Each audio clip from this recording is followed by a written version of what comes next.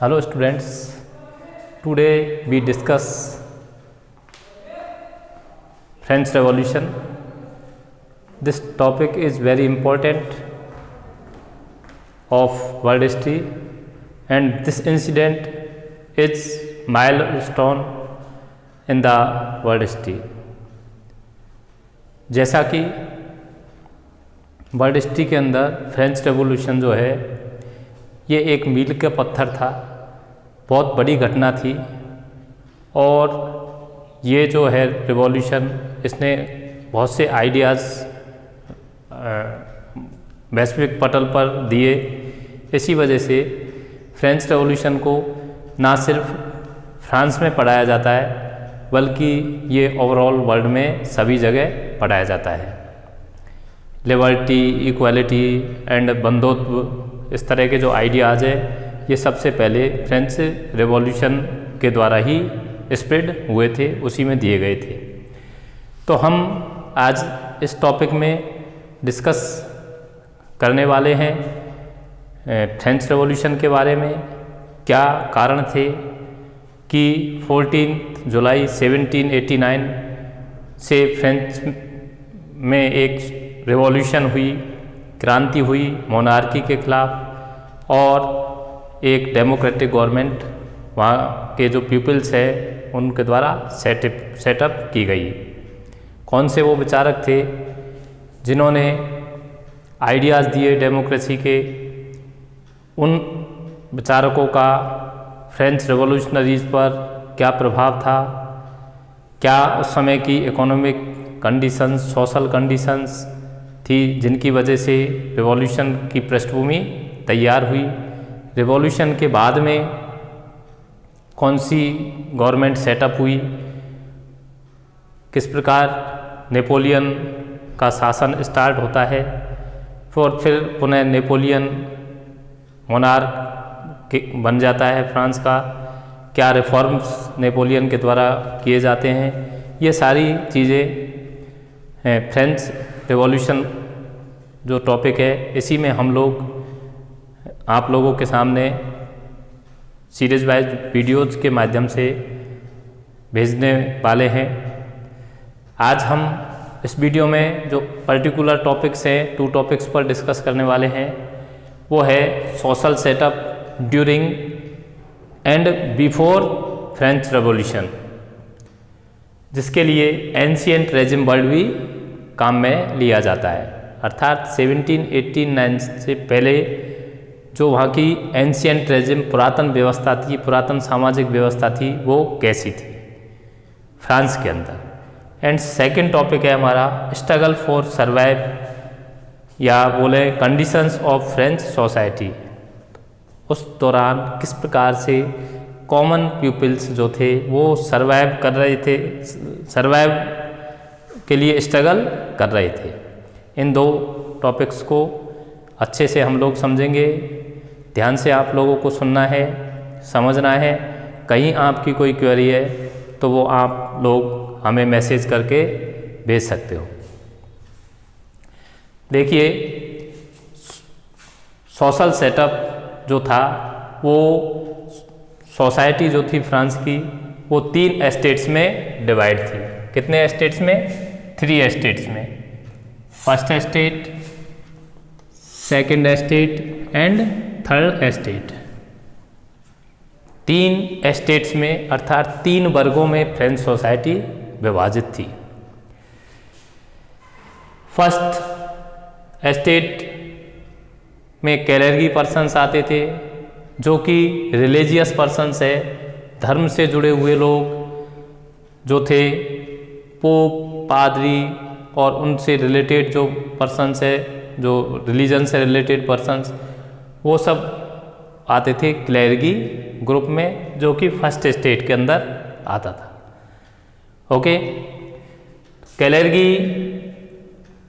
Second estate में nobility persons आते थे। Nobility persons means noble persons जो कि एडमिनिस्ट्रेशन वर्क से जुड़े हुए थे, मोनार्की से जुड़े हुए थे, monarch and her family and her relatives, और उस वर्ग के जो भी एडमिनिस्ट्रेशन वर्क था जो शासन चलाने का काम कर रहा था, वो सब नोबिलिटी वाला ग्रुप था। ये सेकंड एस्टेट में आते थे, अर्थात धर्म से जुड़े हुए लोग कैलेर्गी ग्रुप में और शासन सत्ता से जुड़े हुए लोग नोबिलिटी ग्रुप के अंदर। तीसरा जो ग्रुप था थर्ड एस्टेट, इसमें कॉमन पीपल्स थे। कॉमन पीपल्स, जनसाधारण वर्ग। ओके, फर्स्ट और सेकंड एस्टेट्स के जो लोग हैं इनको कुछ प्रिविलेज बाय बर्थ मिले हुए थे, जबकि कॉमन पीपल्स को किसी प्रकार का कोई प्रिविलेज नहीं मिला हुआ था बाय बर्थ। जन्म के आधार पर कुछ विशेष अधिकार, जन्म के आधार पर जो अधिकार मिलते हैं उन्हें इंग्लिश में प्रिविलेज कहा जाता है। ओके, अब देखिए, हम अब देखते हैं तीनों वर्गों की क्या कंडीशंस थी उस समय, तीनों वर्गों के पास क्या राइट्स थे, क्या रेस्पॉन्सिबिलिटी थी। सबसे पहले first of all we discuss Kalergi group. Kalergi जो ग्रुप है उसको कौन कौन से, उसकी क्या कंडीशंस थी, क्या एग्जेम्पशंस पावर्स उसको मिले हुए थे। देखिए यहाँ पर आपके पॉइंट नंबर फर्स्ट और सेकंड, ये कैलेर्गी और नोबिलिटी दोनों के लिए कॉमन है। किस प्रकार कॉमन है अभी समझते, देखिए। Enjoyed privilege by birth. Okay, तो दोनों ही जो वर्ग हैं नोबिलिटी और कैलेर्गी, इनको कुछ अधिकार मिले हुए थे बाय बर्थ, जन्म के आधार पर। जन्म के आधार पर, वंश के आधार पर ही इनको कुछ अधिकार मिले हुए थे। वो कौन से अधिकार? वो अधिकार थे, नए टैक्सेस लगाने का अधिकार था इनको। दूसरा, टैक्स जो थे उनसे छूट मिली हुई थी। तीसरा ये था कि जनसाधारण से ये कोरवी अर्थात बेगार करवा सकते थे। यहाँ इस टर्म को आपको समझना है। कोरवी जो टर्म है, ये टर्म उसके लिए काम में ली जाती थी जिसमें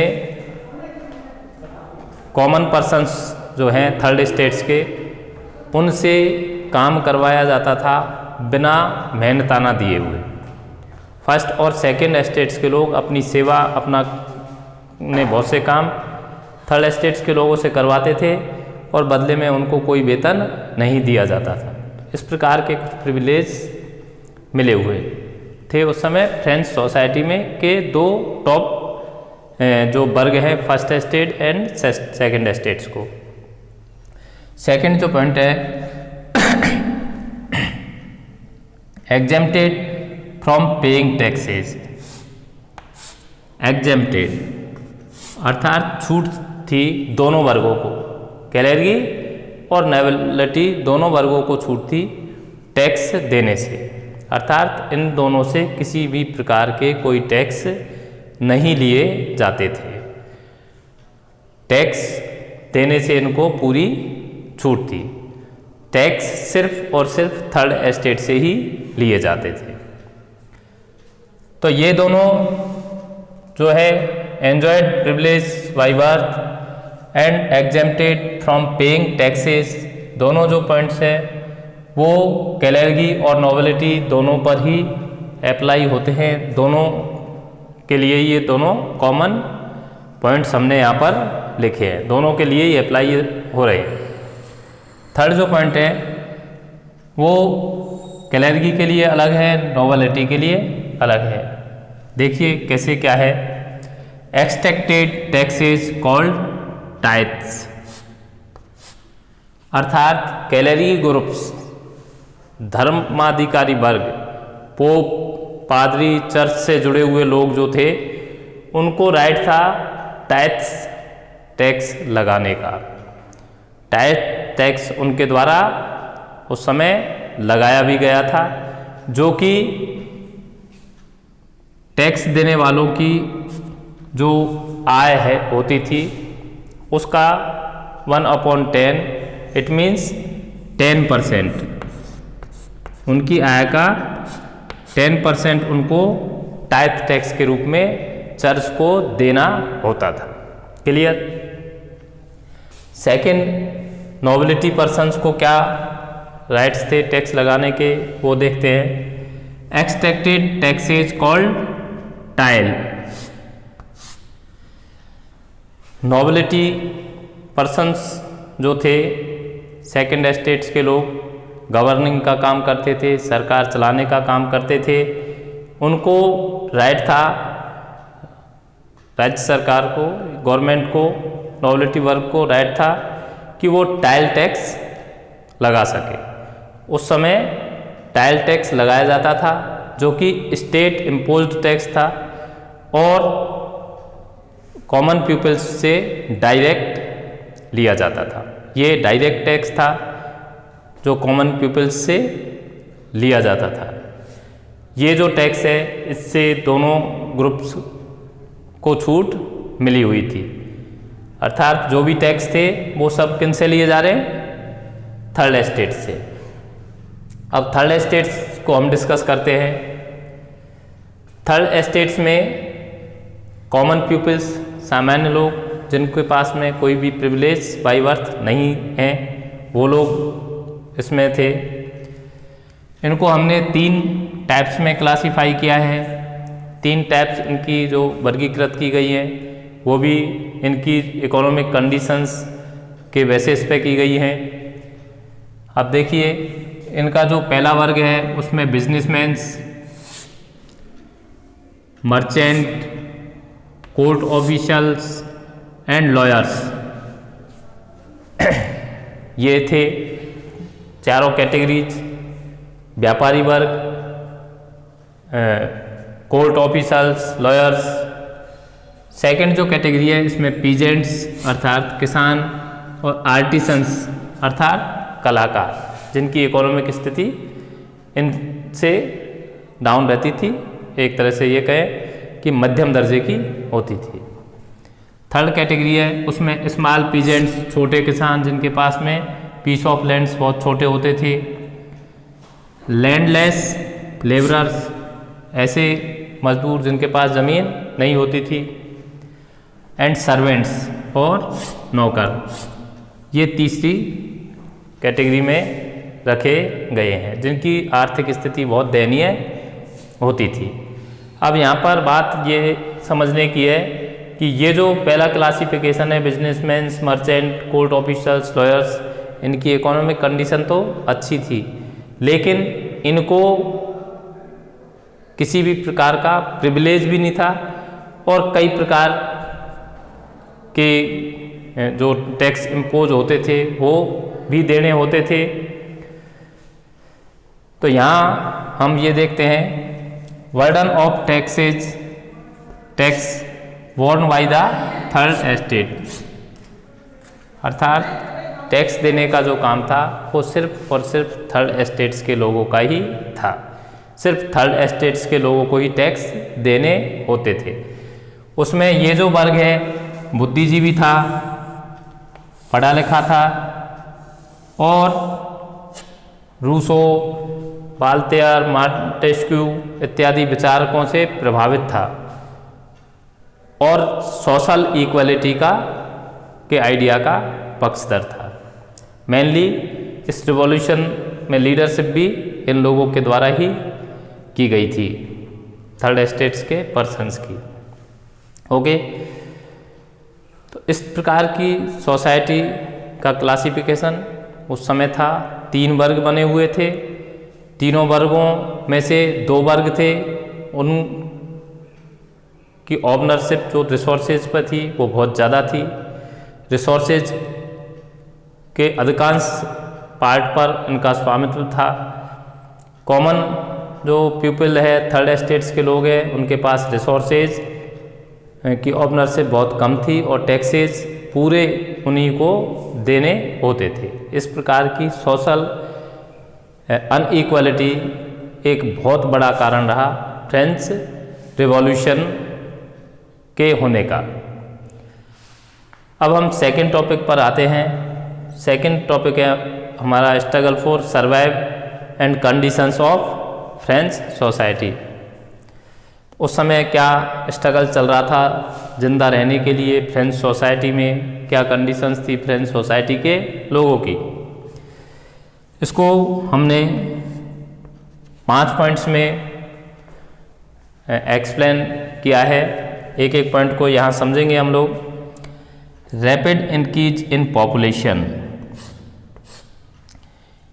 ये किस सेंचुरी की इवेंट है? 18वीं सेंचुरी की। 17, 18, 18 सेंचुरी में कंसीडर होगा। तो 18 सेंचुरी में फ्रेंच के अंदर रैपिड इंक्रीज, तेजी से पॉपुलेशन बढ़ रही थी। पॉपुलेशन बढ़ रही थी तेजी से, तो उसकी रिक्वायरमेंट भी पॉपुलेशन की बढ़ेंगी। सेकेंड पॉइंट है rapid increase in demand for food grains. अब चूंकि पॉपुलेशन बढ़ रही थी तो पॉपुलेशन के लिए फूड ग्रेन्स की रिक्वायरमेंट भी बढ़ेगी। ज़्यादा लोग होंगे, ज़्यादा खाने के लिए फूड ग्रेन्स की आवश्यकता होगी। जबकि जिस तेज़ी से पॉपुलेशन बढ़ रही थी उस तेज़ी से फूड ग्रेन्स का प्रोडक्शन फ्रांस के अंदर नहीं बढ़ पा रहा था। थर्ड पॉइंट से wage could not match rising price. कीमतें तेजी से बढ़ रही थी और उनकी तुलना में मज़दूरों की जो है बेस मजदूरी नहीं बढ़ रही थी, जिससे उनके सामने इकोनॉमिक क्राइसिस पैदा हो रहा था। फोर्थ, ड्राउट और hello further made the situation worse. अब ऐसी कंडीशंस में पॉपुलेशन बढ़ रही है, फूड ग्रेन्स की रिक्वायरमेंट बढ़ रही है, फूड ग्रेन्स उतने सप्लाई नहीं हो पा रहे हैं, कीमतें बढ़ रही है, मजदूरी उतनी बढ़ नहीं रही है। इन कंडीशंस में जबकि वहाँ की सोसाइटी में असंतोष तो तेज़ी से बढ़ ही रहा था, उस समय नेचुरल डिज़ास्टर की कंडीशंस भी, नेचुरल रीजन्स की वजह से भी जो कंडीशंस है वो ज़्यादा एक्सप्लोसिव हो गई। वो क्या थी? ड्राउट, सूखा पड़ा उस समय कई साल, जिससे की वजह से और भी सिचुएशंस बिगड़ती चली गई। आउटब्रेक ऑफ सब्सटेंस क्राइसिस, और इसकी वजह से क्रांति। फिफ्थ जो पॉइंट आपका आउटब्रेक ऑफ सब्सटेंस क्राइसिस, जीवन निर्वाह में तो प्रॉब्लम उनको इन सब रीजन्स की वजह से आ रही थी। अब इससे उनको जीवन निर्वाह का बहुत बड़ा संकट पैदा उनके सामने हो गया और इससे एक आउटब्रेक होता है रिवॉल्यूशन का। लोगों के असंतोष जो है वो रिवॉल्यूशन के माध्यम से सामने आता है। अगले वीडियोज़ में इस लेसन के अगले टॉपिक्स को हम लोग डिस्कस करेंगे।